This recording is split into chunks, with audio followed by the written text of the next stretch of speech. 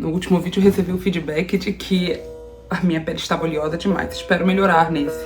Mas eu sinceramente não sei como os blogueiros fazem, porque essa luz aqui, ela esquenta que é um diacho. Vamos pra BD?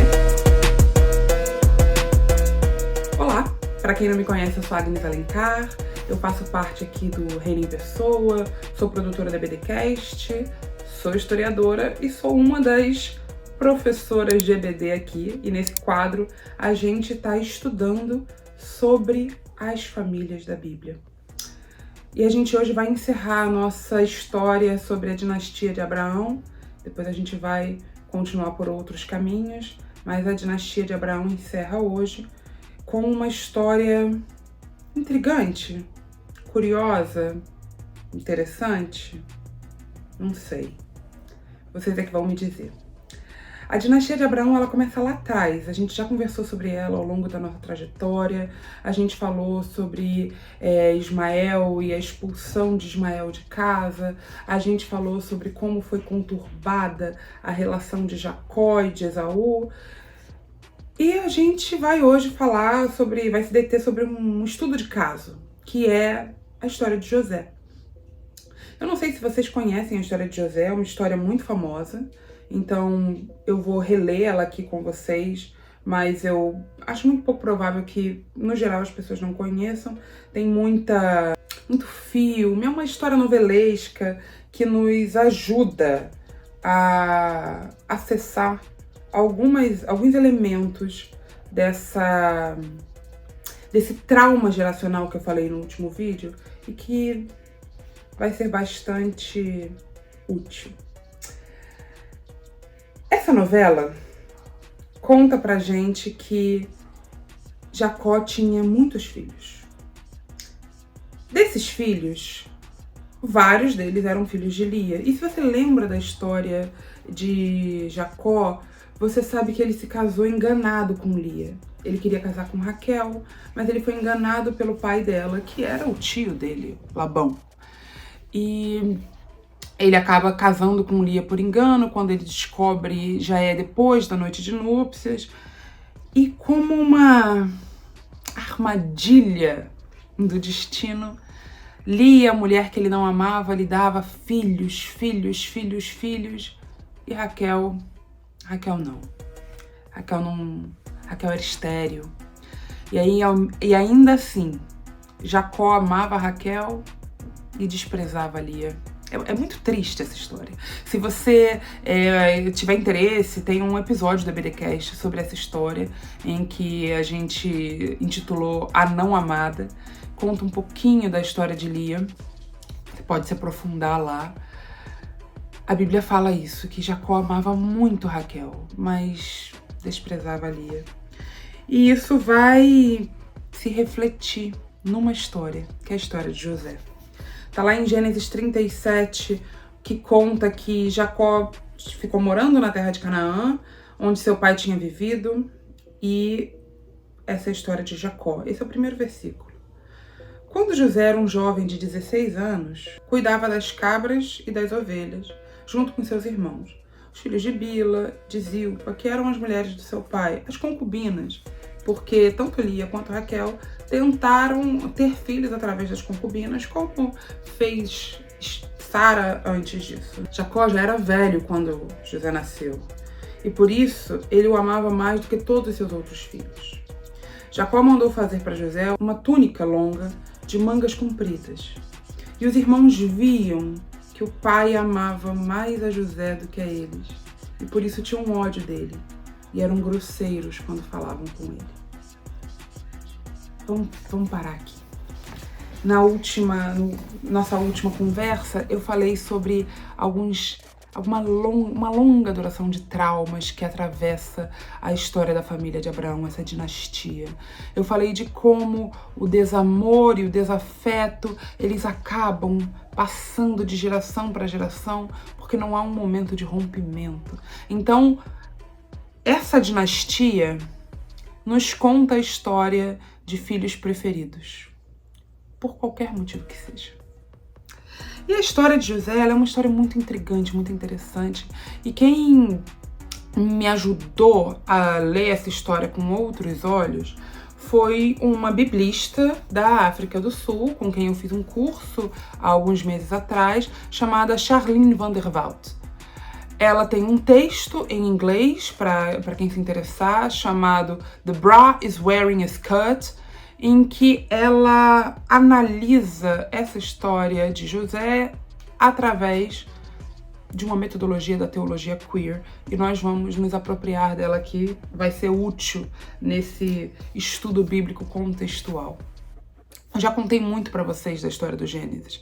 Eu já contei de como várias dessas histórias elas foram reunidas aqui para dar sentido e identidade ao povo de Israel. Ao mesmo tempo, eu contei para vocês de como essas histórias elas têm um caráter mítico. Elas têm um caráter trágico. Elas estão nos ensinando alguma coisa.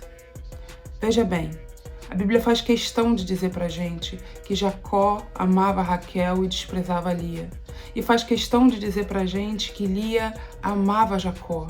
Sobre Raquel nós não sabemos. Se Raquel amava Jacó, se não amava, tanto faz. Tá aqui alguns elementos de uma tragédia. Tá contando pra gente alguma coisa que vai servir como uma verdade exemplar. É isso que o mito faz, é isso que a tragédia faz. Nós também estamos lendo as narrativas que venceram. Nós estamos ouvindo essas histórias no privilégio do depois. A história de José é uma história de abuso, de crueldade, que é reinterpretada posteriormente para integrar um grande sentido, uma grande verdade de salvação do povo de Israel. Mas muito bem. A primeira coisa que eu quero me deter aqui com vocês é essa palavra para essa túnica que Jacó manda fazer. Como eu disse para vocês, quem atentou para isso foi a professora Charlene, que me contou que essa palavra ela aparece em outro lugar na Bíblia, que é para dar conta de falar de um vestido de princesa. Então vocês imaginem que essa palavra que dá conta de um vestido de princesa é a palavra que dá conta aqui de falar túnica, que a gente lê, né? A nossa tradução ela é limitada. Túnica. E aí, se a gente fosse parar para pensar quais são os elementos que estão aqui, a gente vê que José, ele é falante. Ele tá o tempo inteiro, ele é meio que espalhafatoso, ele é o centro das atenções ali, ele tá nesse lugar de olhem para mim. Sonhei que haviam 12 estrelas e o sol e a lua, e aí uma estrela ficava no centro e as outras se curvavam. Sonhei que estávamos pegando feixes no campo e de repente o meu feixe se levantava e ficava acima do de vocês e o de vocês se curvava. Esse jovem, andando com um vestido de princesa espalhafatoso e ainda por cima, lembrando o tempo inteiro os seus irmãos do seu desamor. Não tinha como dar certo, gente. Não tinha como funcionar. O ódio dos irmãos começa a se incrustar, a se tornar um inimigo que transforma José nesse outro. Que outro? E aí, pra gente pensar nessa categoria de outro, eu vou trazer aqui dois autores muito importantes. O primeiro é o Achille Mbembe, com um livro chamado Políticas de Inimizade, e o outro, no caso a outra, é uma autora chamada Rita Segato, em um livro que, até onde eu sei, não tem tradução para o português, mas que eu li em espanhol, chamado Pedagogia de la Crueldad. Esses dois livros nos contam de como elementos disruptivos acabam sendo colocados numa categoria de alteridade, de outro inimigo. Cria-se uma hostilidade em volta desses corpos que, de alguma forma, se sobressaem, se destacam por qualquer motivo. E aí nós temos José andando por aí com uma roupa espalhafatosa, que muito provavelmente não era nem prático num deserto, onde as pessoas estão ali olhando animais o tempo inteiro, uma roupa que foi mandada fazer sobre medida, então provavelmente cara, cores nossa, a gente poderia ficar aqui até amanhã falando da história das cores e de como esse processo de pigmentação, ele é caro e é reservado a uma elite. Como as cores, elas passam um código. Elas estão passando aqui um código sobre a preferência de um pai por um filho em detrimento de outros 10 filhos. Essa é a história. E que história mais antiga, não é mesmo? Se a gente não tem Abraão preferindo Isaac e expulsando Ismael, se a gente não tem Isaac preferindo Esaú e desprezando Jacó. Tá vendo como essa história, ela tem uma repetição pedagógica, nos alertando o tempo inteiro dos perigos do desamor, dos perigos da desigualdade, do desequilíbrio dentro das lógicas familiares? Muito bem. José tá andando por aí com essa saia, com essa túnica espalhafatosa, ele tá o tempo inteiro chamando a atenção, quer ele queira, quer não, do quão amado ele é. Eu acho que em vários momentos, José ele é só culpado de estar consciente desse amor e de não se constranger de receber esse amor desmedido do seu pai em detrimento dos seus irmãos. Em outros momentos ele é um mala sem alça, um 7-1, que fica denunciando os irmãos pro pai, porque ele tem uma relação de muito mais proximidade com o pai, ele tem uma relação de intimidade, de cumplicidade com o pai. E José, ele é meio protegidinho. Ele tá ali naquele universo da casa, certo? Muito parecido com o seu pai. Porque, não sei se vocês lembram, enquanto Esaú saía para caçar, e é por isso que Isaac gostava tanto dele, ele performava, né? Esaú, ele era aquele irmão mais velho que performava toda a sua masculinidade como era necessário, ele saía para caçar, ele era peludo, ele era forte. Jacó era mirradinho, ficava em casa, gostava de cozinhar, gostava de costurar. Então, assim, Jacó, ele também não era essa figura que de alguma forma performava exatamente o que se era esperado dele. Tanto que ele era muito mais próximo da sua mãe do que do seu pai. E de alguma forma a gente vê essa história aqui de novo com José. Porque José tá por aí andando uma roupa que não é a roupa de quem trabalha. Então é muito possível que José não fosse dessas pessoas que trabalham. Se a gente acompanha a história de José mais pra frente, a gente vai entender que ele passa por uma educação, ele é letrado a ponto de poder performar muito bem dentro da casa de Potifar, a ponto de ter ideias de gestão para Faraó. Então a gente tem histórias que nos contam no posterior de José, que nos dão a entender que José foi educado em algum lugar, muito provavelmente em casa. Muito provavelmente ele aprendeu mais coisas em casa, porque ele não tinha que fazer um trabalho tão pesado quanto seus irmãos. Tanto que várias vezes os irmãos estavam longe cuidando dos animais, e ele ia contar pro pai, deixaram os animais, foram beber, um chato.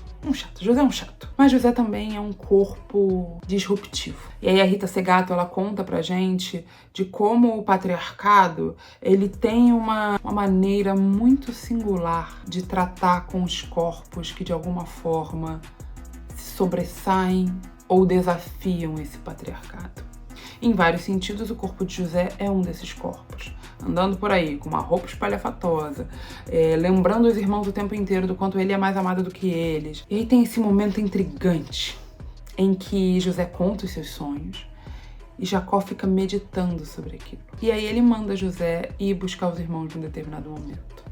E aí a Charlene, ela faz uma provocação, ela pergunta se o que Jacó estava querendo ali não era justamente que os irmãos dessem uma prensada, assim, sabe?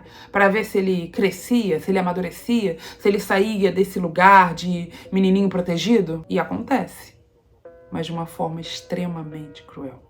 Quando José vai ao encontro dos irmãos, que ele vê os irmãos à distância, eles começam a planejar o que eles vão fazer com aquele menino mimado, chato, com aquela roupa espalhafatosa. E a Bíblia conta pra gente que antes do irmão chegar, eles já tinham planejado matar. E isso é pesado, porque a gente tá falando de uma família.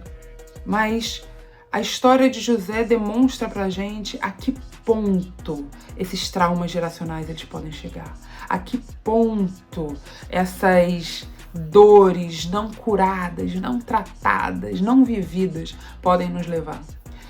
E aí, quando José chega, a primeira coisa que eles fazem é retirar aquela túnica, retirar aquela roupa que lembrava eles não só do quanto o pai amava José mais, mas do quanto José era diferente deles. A primeira coisa que eles fazem é tirar de José a sua identificação, a sua identidade. A túnica de José, ela era tão conhecida que é assim que eles convencem Jacó de que José morreu. Eles jogam José num poço para pensar o que eles vão fazer com ele. Porque, num primeiro momento, o que eles querem é deixar de ver José. Eles não aguentam mais aquele corpo ali. E a professora Charlene, ela faz esse paralelo de pensar quem são os corpos da nossa sociedade que a gente mutila, que a gente não quer ver, que são espancados. No Brasil, os corpos das mulheres e das pessoas queers são alguns dos corpos mais violentados, porque de alguma forma eles performam existências que desafiam o patriarcado, como a Rita Segato nos lembrou. Adiciono um molho aqui para pensar quem são os corpos que nos importam. Quem faz essa pergunta é a Judith Butler, quando ela pergunta sobre quais vidas são enlutáveis. Quais são as vidas dignas de luto? Quais são os corpos que você sofre quando não estão, de alguma forma, ali? Quais são os corpos que não fazem diferença? Para os irmãos, o corpo de José era um desses corpos que não faz diferença, que você pode apagar, que você pode eliminar. E aí, num determinado momento, eles decidem que talvez matar seja pesado demais. Talvez eles tenham um pouquinho de temor a esse Deus que eles ouvem o pai falar. Talvez eles tenham um pouquinho de temor a esse pai que eles amam, mas que não os ama tanto assim. E eles resolvem vender José como escravo. E eles vendem José, e José é levado. E durante algum tempo a história, ela sai de José, volta para ajudar Itamar e vai embora. E os irmãos ficam ali para lidar com aquela culpa, ficam ali para lidar com o pai. Eles levam a túnica rasgada, que eles já tinham rasgado, ensanguentada com sangue de algum animal, e perguntam: olha aí, se não é a túnica desse teu filho, a gente achou. E aí Jacó chora, Jacó sofre, Jacó talvez se sinta culpado porque foi ele que mandou José atrás dos irmãos. Será que ele mandou esperando que isso acontecesse? Será que não? Será que inconscientemente ele sabia que isso podia acontecer, mas não agiu? A história de José nos lembra tudo o que é possível ser feito com um corpo que de alguma forma é disruptivo a esse ambiente. A Bíblia escolhe nos contar essa história trazendo alguns elementos, como a túnica ou o vestido de princesa, que José andava para cima e para baixo com ele, com cores espalhafatosas. A Bíblia está, de alguma forma, nos contando do que acontece com esse elemento disruptivo que está destoando dali daquele ambiente. A forma que ela escolhe fazer isso é nos dar 2 elementos de identificação. Na verdade, 3 grandes elementos de identificação de José. Ele é um sonhador que sonha com o futuro. Então ele carrega consigo um certo dom de profecia que o separa dos outros. Enquanto os irmãos estão ali nas suas vidas mundanas, José está no mundo dos sonhos. Está sonhando com estrelas, com astros celestes, com feixes de trigo que se curvam. Ele tem a cabeça nas nuvens. 2, que é um grande elemento de identificação e que nessa história é um dos cruciais, é o que marca o destino de José. José é amado. José é profundamente amado. José é o filho da mulher que o pai ama. E 3, ele carrega no corpo dele uma marca desse amor. Só que a marca de amor que José carrega é a marca de desamor que os seus irmãos carregam também. É um lembrete constante do quanto eles não são amados. É um lembrete constante do quanto José é mais amado. Ou amado, simplesmente, né? Porque talvez Jacó nem amasse tanto assim seus outros filhos. Ou talvez nem amasse. Filhos de um casamento que ele nem queria. Então, José é um lembrete constante do quão inadequados são os irmãos, do quanto não há nada que eles possam fazer para serem amados. Nada. Para quem continua a história, a gente sabe que José vai parar no Egito. Ele é vendido como escravo e ele vai ser escravo na casa de Potifar. E lá ele vence. José ganha a confiança do seu patrão, ele é levado a uma alta posição, até que a esposa de Potifar se apaixona por ele. E ele se recusa a se deitar com ela, então ela o acusa de assédio, de estupro, e ele é jogado na prisão. E ele fica lá anos, até que num determinado momento um copeiro e um padeiro do faraó chegam lá na prisão, porque eles tiveram uma disputa, e aí os dois têm um sonho. E José interpreta esse sonho. E ele fala pro copeiro, olha, quando você voltar pro palácio, porque é isso que seu sonho significa, lembra de mim. Mas o copeiro se esquece. O copeiro esquece de José até que muitos anos depois, o faraó tá tendo um sonho e ele não consegue interpretar, os seus magos não conseguem interpretar. E o copeiro lembra de José e aí o faraó manda chamar José. E aí José vai, ele ouve aquele sonho. Ele não só interpreta o sonho para o faraó, como lhe propõe um curso de ação. O sonho era um prenúncio de que haveriam 7 anos de fartura e 7 anos de seca. E que, de alguma forma, o Egito precisava se preparar para essa seca, então guardar uma parte da produção para esse momento. Isso é feito.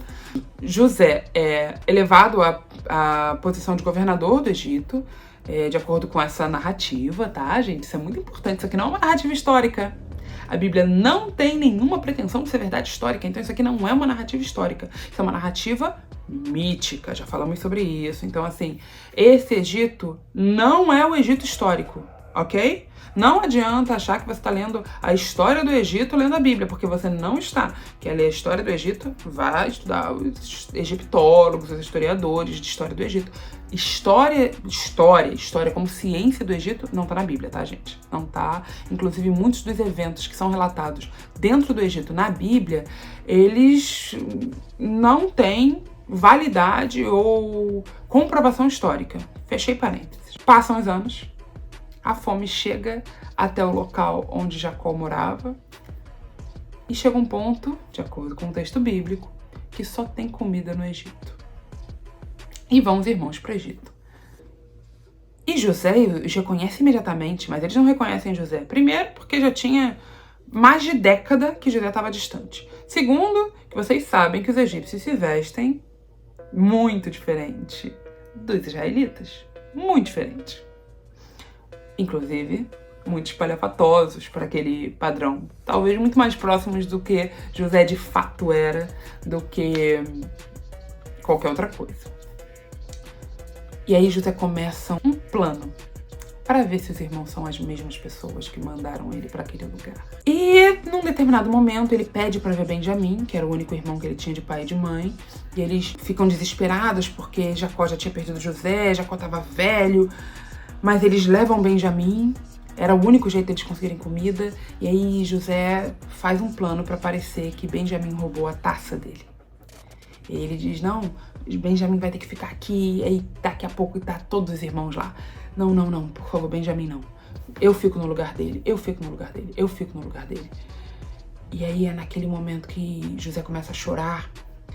E a Bíblia conta que ele pede para todos os empregados saírem. E aí ele conta, eu sou José, eu sou o irmão que vocês venderam. Eu já perdoei vocês. Deus me mandou na frente. E aqui eu quero fazer esse parênteses, eu quero parar aqui. Nós aprendemos a ler essa história como sendo a história da provisão de Deus para o povo de Israel, para que não perecesse na fome, ok? Mas essa história foi escrita no privilégio do depois. Essa história foi escrita pelos vencedores. Essa história não foi escrita por José.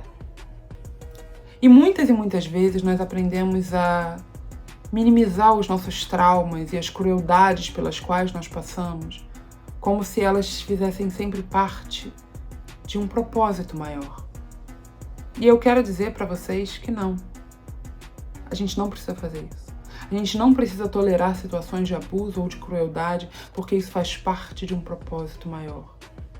Lembrem-se, a história de José foi escrita no privilégio do depois pelos vencedores. Quando você olha para trás na sua vida, você olha que tem várias situações em que você foi, de fato, protegido por uma coisa que você não queria que acontecesse. Eu queria ter passado naquele concurso, mas eu não passei. Mas olha, foi bom, porque se eu tivesse passado naquele concurso, eu não teria feito isso, isso e isso. Ok. José passou por uma situação de abuso. E seus irmãos bateram nele. Eles tiraram de José todos os elementos que garantiam a sua identidade.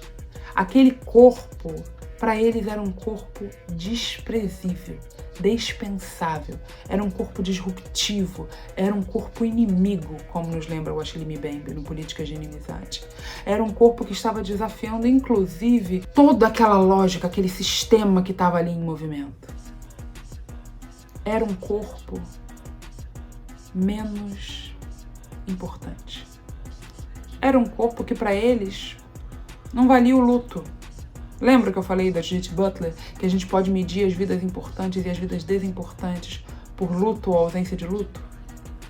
Então, não valia o luto dos irmãos. Seu pai chorou, mas os irmãos não. Era um corpo que para eles, quem são esses corpos na nossa cultura hoje? Quem são esses corpos que as famílias às vezes preferem não ver? Colocar num buraco para parar de ver, parar de olhar para esse corpo. Quem são esses corpos? Vou deixar vocês me responderem isso. A história de José é a manifestação do quão longe o desamor e o trauma geracional pode chegar. É um mito que nos lembra dos perigos desse desequilíbrio, dos perigos desse desamor, dos perigos de uma família que não se olha com esse cuidado. Então, quando vocês lerem a história de José, daqui pra frente, quando vocês lerem a história desse menino andando por aí com um vestido de princesa, roupas espalhafatosas, lembrando o tempo inteiro o quanto ele é amado, não pensem só na história daquele que foi na frente para salvar o povo de Israel. Pensem em José também e no abuso que ele estava sofrendo dentro daquela casa pelos seus irmãos, que o pai não pôde proteger. E pensem em quem são esses corpos, abusados por vezes dentro das suas próprias casas, por irmãos, primos, tios. Quem são esses corpos? Quem são esses corpos que as famílias preferem esquecer? A história de José é a nossa história também. É a história de famílias perto da gente e das nossas famílias. Porque o mito é isso. É a possibilidade de olhar essa história e pensar: o que ela está dizendo para mim hoje? Quais são os corpos hoje que precisam não só ser minimamente protegidos, mas precisam também ser lutáveis, como diz a Judith Butler. No próximo vídeo, a gente continua falando sobre as famílias, mas numa outra perspectiva. A dinastia de Abraão, a gente termina aqui. Até o próximo vídeo. Tchau!